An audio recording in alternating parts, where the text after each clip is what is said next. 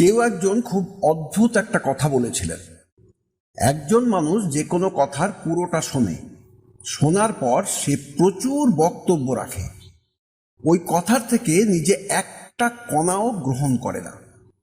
অথচ আমরা মনে রাখি না যে শ্বাস নেওয়ার জন্য প্রতিবার শ্বাস ছাড়তে হয়। ছোট্ট একটা গল্প। একজন খুব গরিব মানুষ সারাদিন ধরে এখানে ওখানে ঘুরে বেড়াতো খাবার জোগাড় করার জন্য। রাতে কখনো ফুটপাথে, কখনো মন্দিরে, কখনো মসজিদে, কখনো বা রাস্তার ধারে যেখানে জায়গা পেত বা যেখানে সুবিধা হতো সেখানেই শুয়ে পড়তো, রাত কাটিয়ে দিত। এভাবেই একদিন ঘুরে বেড়াতে বেড়াতে পৌঁছে গেল একটা রাজ্যের রাজধানীতে। সেদিন সেখানে একটা উৎসব চলছিল। গরিব লোকটা দেখলো প্রচুর লোক রাস্তার দুপাশে জড়ো হয়েছে উৎসব দেখার জন্য। খানিকটা অপেক্ষা করার পর তার পাশে যে দাঁড়িয়েছিল তাকে জিজ্ঞাসা করলো, কি হচ্ছে এখানে? পাশের লোকটা বলল, হাতির ব্যবস্থাপনা পুজোর অনুষ্ঠান উৎসব হচ্ছে। এ কথা শুনে লোকটা বলল, সেটা কিরকম? কি ঘটবে ভাই এখানে? খাওয়া দাওয়া হবে? কিভাবে হবে উৎসব? গরিব লোকটার এত প্রশ্ন শুনে এবার পাশে দাঁড়িয়ে থাকা লোকটা বলল, কিছুক্ষণের মধ্যেই রাজ্যের রাজকীয় হাতি এখানে আসবে, তার সুরে একটা মালা থাকবে। হাতিটা নিজের মনে যেতে যেতে ওই সুরে জড়ানো মালাটা দর্শকদের দিকে ছুঁড়ে দেবে। ছুঁড়ে দেওয়া মালাটা যার কাছে পৌঁছবে তাকেই এই রাজ্যের পরের 5 বছরের জন্য রাজা করা হবে। সে রাজ সিংহাসনে বসে রাজ্য শাসন করবে। গরিব লোকটা এই কথা শুনে ভাবলো, আমি অন্যদিনের মতো খাবার খুঁজতে খুঁজতে খুব ভালো জায়গায় পৌঁছে গেলাম। কে জানে কি আছে আমার ভাগ্যে। সে চাইছিল তার ভাগ্যের চাকা ঘুরে যাক, আজ হোক তারই দিন। ভাগ্যক্রমে যদি মালাটা তার কাছে আসে তাহলে আর তাকে পায় কে?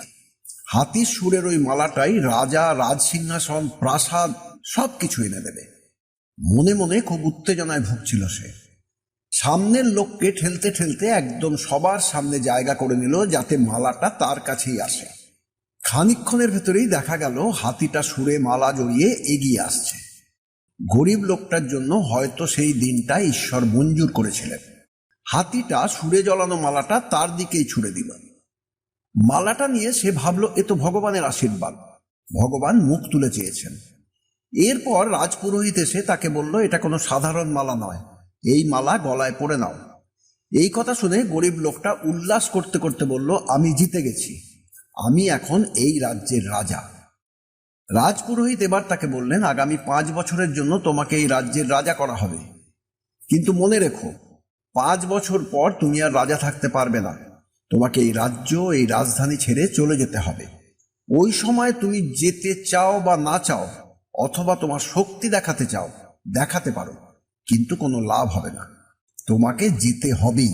যেমন আগের 5 বছরের রাজা গতকাল রাজ্য ও রাজধানী ছেড়ে চলে গেছে, তাই আজ এই হাতির ব্যবস্থাপনা পূজা উৎসব এবং হাতির সুরের মালা তোমার কাছে যাওয়ায় তুমি আজ থেকে 5 বছরের জন্য রাজ্যের রাজা। গরিব লোকটা রাজা হয়ে রাজসিংহাসনে বসার পর সমস্ত নিয়ম কানুন সম্পর্কে জানতে জানতে এটাও জেনে গেল যে আগের রাজাদের মতো 5 বছর পরে তাকেও নদীর ওপারে একটা দ্বীপে পাঠিয়ে দেওয়া হবে। এরপর আমাদের গল্পের গরিব লোকটা অর্থাৎ নতুন রাজা মন্ত্রীদের জিজ্ঞাসা করলো যে তারা কি তাকে সেই দ্বীপটা দেখাতে পারে যেখানে অন্য সমস্ত রাজাদের 5 বছর রাজত্ব করার পরে পাঠানো হয়েছিল। মন্ত্রীরা গরিব লোকটার কথায় রাজি হয়ে তাকে সেই দ্বীপ দেখাতে নিয়ে গেল। দ্বীপটা ছিল ঘন জঙ্গলে ঢাকা এবং মাঝে মাঝেই দ্বীপ থেকে হিংস্র প্রাণীদের গর্জন শোনা যাচ্ছিল। গরিব লোকটা দ্বীপের একটু ভেতরে যেতেই দেখতে পেল আগের রাজাদের পোশাক হাড়গোড় পড়ে আছে। দেখে সহজেই সে বুঝে গেল যে অতীতের রাজাদের দ্বীপে রেখে যাওয়ার সাথে সাথে পশুরা তাদের হত্যা করেছে। এরপরে সে 100 শ্রমিককে দ্বীপে নিয়ে গিয়ে কাজে লাগিয়ে তাদের দিয়ে জঙ্গল পরিষ্কার করানোর কাজ ছাড়াও দ্বীপের সমস্ত মারাত্মক প্রাণীদের দ্বীপ থেকে সরিয়ে দ্বীপের অতিরিক্ত সমস্ত গাছ কেটে ফেলার জন্য নির্দেশ দিল। এরপর থেকে প্রতি মাসে দ্বীপে গিয়ে দেখত কাজকর্ম কেমন চলছে। প্রথম মাসে সমস্ত প্রাণী সরিয়ে ফেলা হয়েছিল এবং অনেক গাছ কেটে ফেলা হয়েছিল। দ্বিতীয় মাসে পুরো দ্বীপটা পরিষ্কার করা হয়েছিল। গরিব লোকটা তখন শ্রমিকদের বলল দ্বীপের বিভিন্ন জায়গায় সুন্দর সুন্দর ফুলের বাগান করতে। এরপর মুরগি, হাঁস, পাখি, ছাগল, গরু ইত্যাদির মতো দরকারি প্রাণীও ওই দ্বীপে ছেড়ে দেওয়ার ব্যবস্থা করা হলো। তৃতীয় মাসে শ্রমিকদের ছোট ছোট কিছু বাড়ি এবং জাহাজের জন্য ছোট্ট একটা বন্দর তৈরি করার নির্দেশ দেওয়া হলো। কয়েক মাস পরে দেখা গেল পরিত্যক্ত দ্বীপটা একটা সুন্দর জায়গায় পরিণত হয়েছে। গরিব লোকটা একদম বেশি খরচ করত না, খুব সাধারণ মানের পোশাক পরত এবং রাজা হিসেবে তার উপার্জন থেকে খুব কম টাকাই খরচ করত।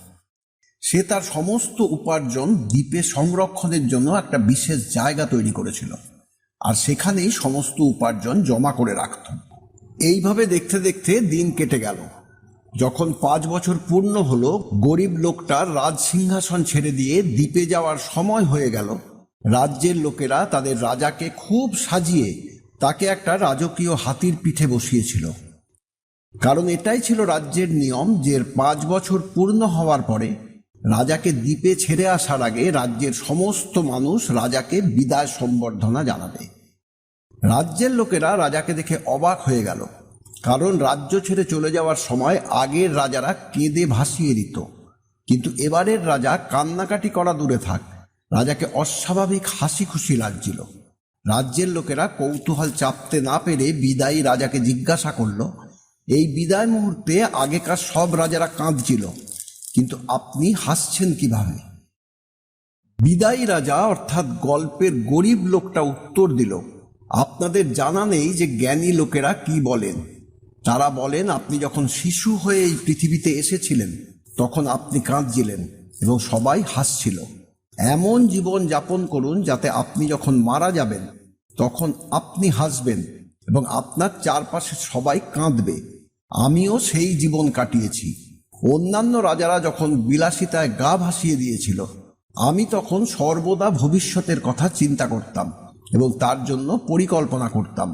আমি মারাত্মক দ্বীপটাকে আমার জন্য একটা সুন্দর জায়গায় পরিণত করেছি, যাতে সেখানে আমি শান্তিতে থাকতে পারি। এই গল্প থেকে আমরা অবশ্যই বুঝতে পারি যে কিভাবে আমাদের জীবনযাপন করা উচিত। আমাদের জীবনযাত্রায় কখনোই উচিত হবে না ভবিষ্যৎ জীবনের কথা চিন্তা না করে পার্থিব ভোগবিলাস, আনন্দ এবং আকর্ষণীয় জিনিসগুলোতে গা ভাসিয়ে দেওয়া, এবং ভবিষ্যৎ জীবনে কি হবে সেটাও ভুলে যাওয়া আমাদের উচিত নয়। প্রচুর সচ্ছলতা থাকলেও আমাদের উচিত যতটা সম্ভব সাদাসিধে জীবনযাপন করা এবং ভবিষ্যৎ জীবনের জন্য আমাদের সঞ্চয় করা, যাতে ভবিষ্যৎ জীবনে কোনো সমস্যা না আসে। এখানেই শেষ আজকের গল্প। গল্পটা ভালো লাগলে সাবস্ক্রাইব ও শেয়ার করুন। পরের ভিডিও পেতে বেল আইকনে ক্লিক করুন। ভালো থাকুন, সুস্থ থাকুন, নমস্কার।